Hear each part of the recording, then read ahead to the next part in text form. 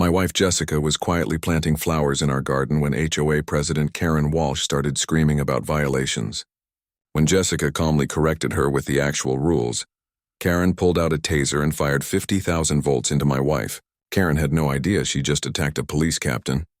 Before watching full story, comment below from where you watching, also like and subscribe for more stories. My wife Jessica and I had just moved to Pine Valley Estates, a quiet suburban neighborhood that seemed perfect for starting our family.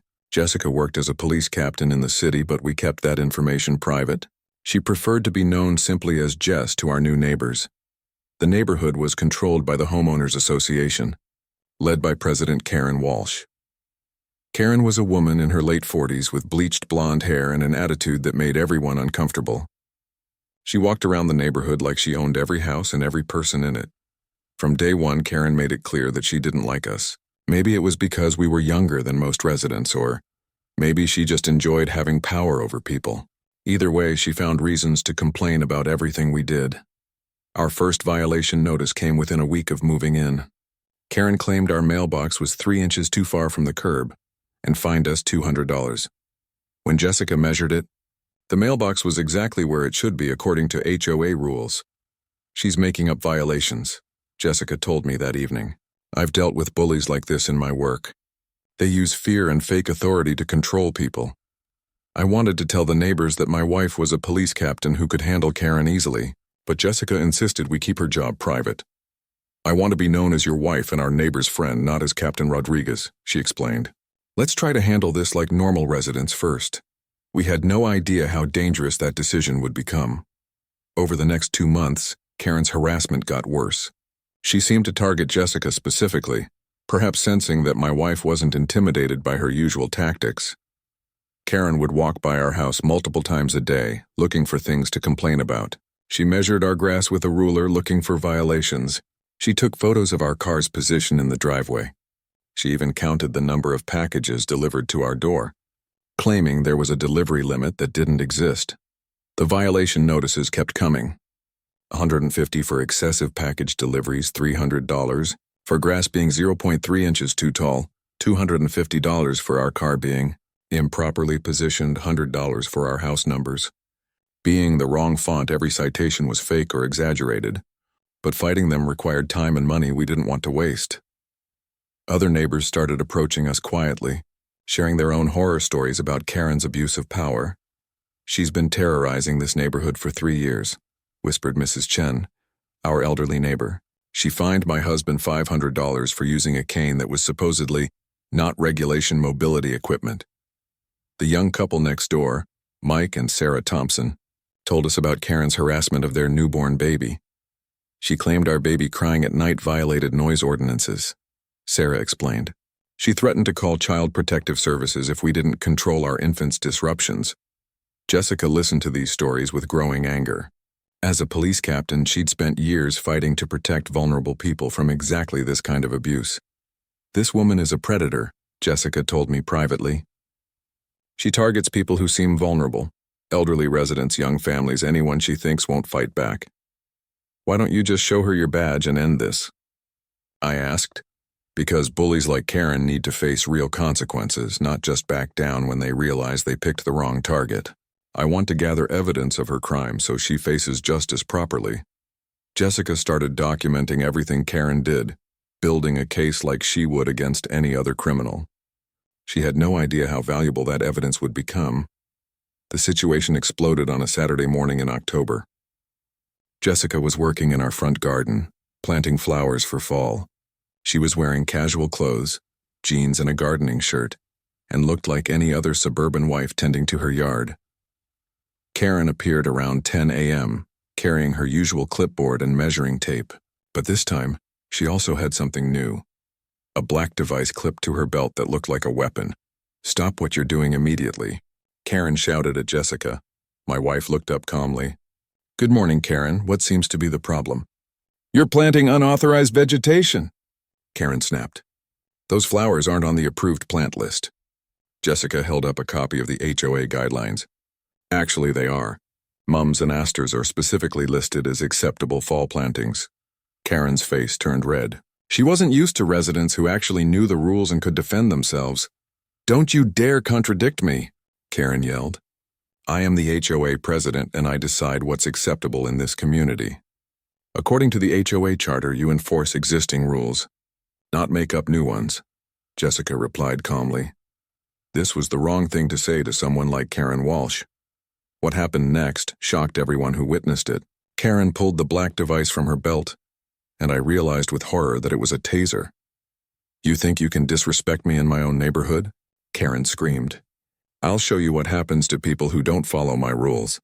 She pointed the taser directly at Jessica and pulled the trigger. The electric probes shot out, hitting Jessica in the chest and delivering 50,000 volts of electricity. My wife collapsed to the ground, her body convulsing from the electrical shock. "Stop!" I screamed, running toward them. But Karen wasn't finished. She held down the trigger, sending continuous electrical shocks through Jessica's body. "This is what happens when you disobey the HOA." Karen yelled over Jessica's screams of pain. Several neighbors came running out of their houses, horrified by what they were seeing. "Call 911, shouted Mrs. Chen. "She's killing her," yelled Mike Thompson. Karen finally released the trigger after what felt like an eternity but was probably only 10 seconds. Jessica lay on the ground, twitching and gasping for breath. "Let that be a lesson to everyone," Karen announced to the gathered crowd. "I will not tolerate disrespect in my community." She started to walk away, apparently thinking she had won some kind of victory. That's when Jessica did something that changed everything. Despite the electrical shock, Jessica managed to sit up. Her voice was shaky but clear as she spoke words that made Karen freeze in her tracks. "Karen Walsh, you are under arrest for assault with a deadly weapon on a police officer." Jessica slowly reached into her back pocket and pulled out her police captain's badge and ID. The neighborhood went completely silent. Karen's face went white as she stared at the badge. "I am Captain Jessica Rodriguez of the Metropolitan Police Department," Jessica continued, her voice getting stronger. "You just committed a felony assault on a sworn law enforcement officer in front of multiple witnesses." Karen's mouth opened and closed like a fish out of water.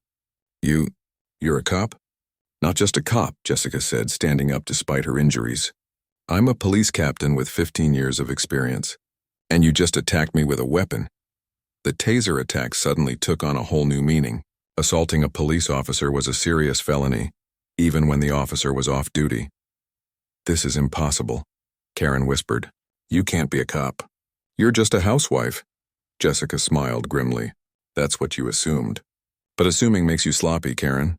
I've been documenting your illegal harassment, fake violations, and abuse of power for months. I have enough evidence to put you in prison for years.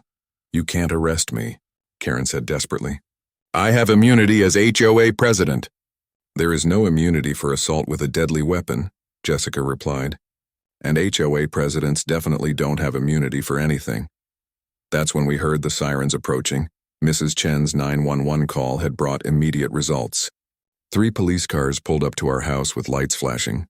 But when the officers got out and saw Jessica's badge, the whole situation shifted. "Captain Rodriguez," Officer Mark Stevens said with surprise. "What happened here?" "I was attacked with a taser by the suspect," Jessica explained, pointing to Karen. "I need her arrested for assault on a police officer, assault with a deadly weapon, and battery." Officer Stevens looked at Karen with disgust. "Ma'am, you attacked a police captain with a taser." Karen tried to defend herself. "I didn't know she was a cop." "She was violating HOA regulations, so you decided to electrocute her?" Officer Stevens asked incredulously. "I was enforcing community standards." Officer Jennifer Martinez, another responding officer, shook her head. "Ma'am, there are no community standards that allow you to assault people with weapons." Karen was handcuffed and read her rights while the paramedics checked Jessica's injuries. The taser had left burn marks where the probes hit, and Jessica was still feeling muscle spasms from the electrical shock. "I want photos of all injuries for evidence," Jessica told the crime scene technician. Even while being treated for her wounds, she was thinking like a cop. The neighborhood crowd watched in amazement as Karen was loaded into the police car. The woman who had terrorized them for years was finally facing real consequences. "I can't believe she tasered a police captain," Mike Thompson said to his wife. "I can't believe we have a police captain living next door and never knew it," Sarah replied. News of Karen's attack on a police captain spread quickly through the police department. Detective Lisa Park was assigned to investigate, and she was shocked by what she found. "Captain, this woman has been running an illegal harassment operation for years," Detective Park reported to Jessica the next day. "She's been charging fake fines, keeping the money for herself, and using intimidation tactics that violate multiple laws."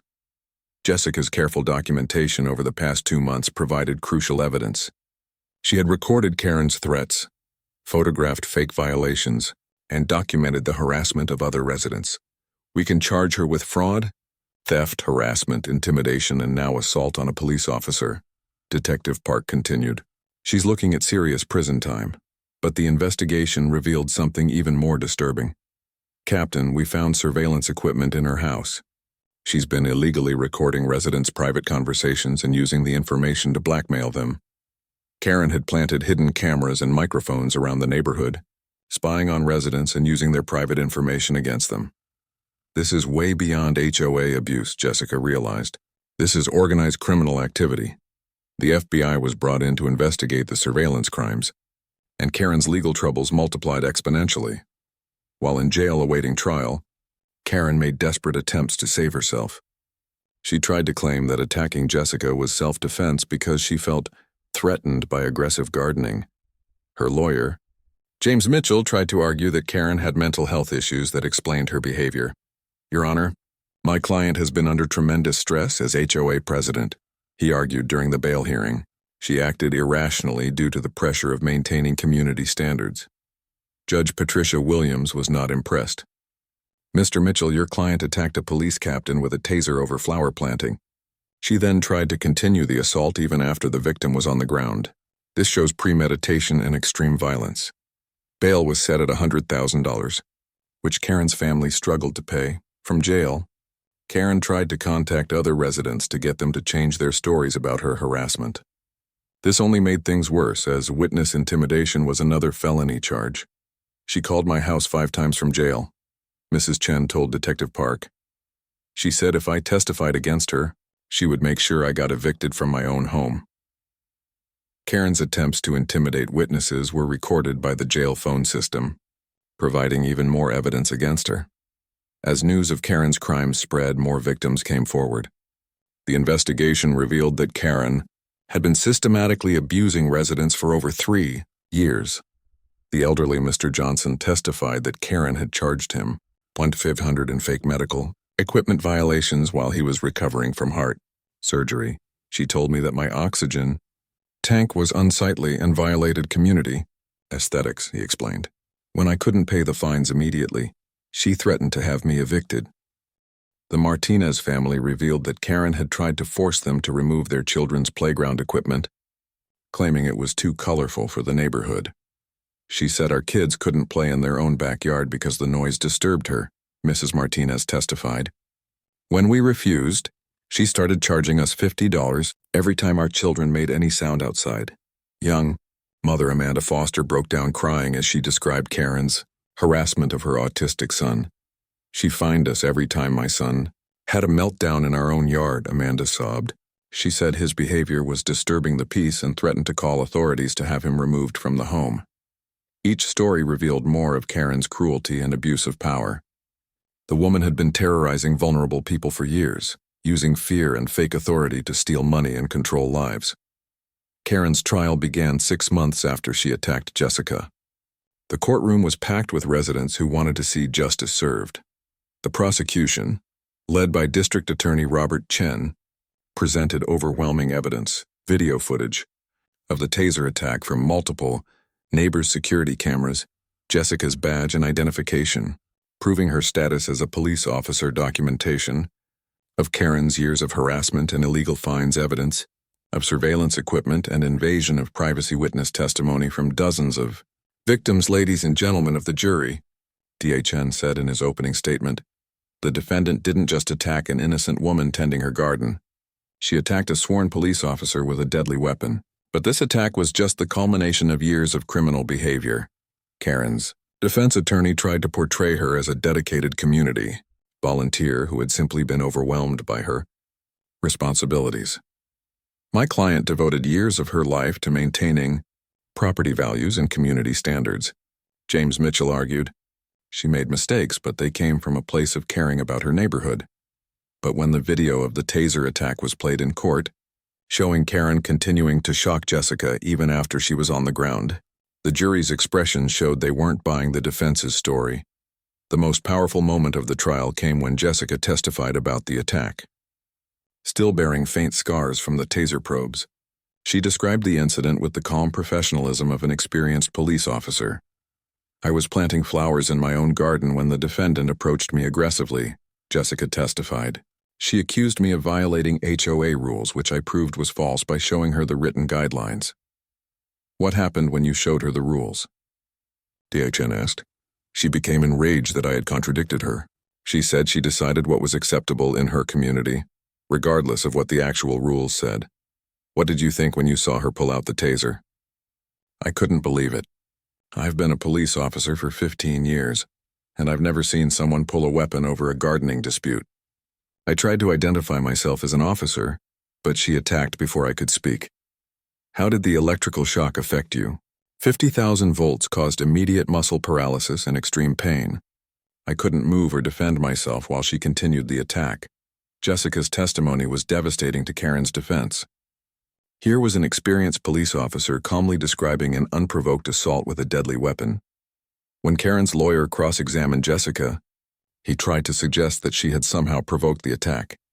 Captain Rodriguez: "Isn't it true that you were argumentative with my client? I corrected her misstatement of HOA rules using the written guidelines. If you consider factual information argumentative, then yes. Didn't you refuse to follow her instructions?" "I refused to follow illegal orders that contradicted written HOA policies. As a police officer, I'm trained to know the difference between lawful and unlawful commands." The lawyer's attempts to blame Jessica for the attack only made Karen look worse. Against her lawyer's advice, Karen insisted on testifying in her own defense. "It was a disaster. I was trying to maintain community standards," Karen testified. Mrs. Captain Rodriguez was planting unauthorized flowers that would have decreased property values. Ms. Walsh: "The flowers were specifically listed as acceptable in the HOA guidelines," DHN pointed out during cross-examination. "The guidelines are just suggestions. As president, I have the authority to make final decisions about what's acceptable." "Where in the HOA charter does it give you that authority?" "It's implied by my position," Karen replied, showing she still didn't understand that she had no special powers. Ms. Walsh: "Why did you use a Taser on someone who was kneeling in a garden?" "She was being defiant and disrespectful. I needed to assert my authority. By electrocuting her, I was enforcing compliance with community standards." Karen's complete lack of remorse shocked the jury. Even while on trial for assault, she still believed she had the right to attack people who disagreed with her. "Do you regret attacking Captain Rodriguez?" DHN asked. "I regret that she was a police officer," Karen replied. "If I had known, I would have handled the situation differently." "So you only regret attacking her because she's a cop, not because attacking people is wrong?" "I regret the misunderstanding," Karen said, still unable to admit wrongdoing. Her testimony sealed her fate.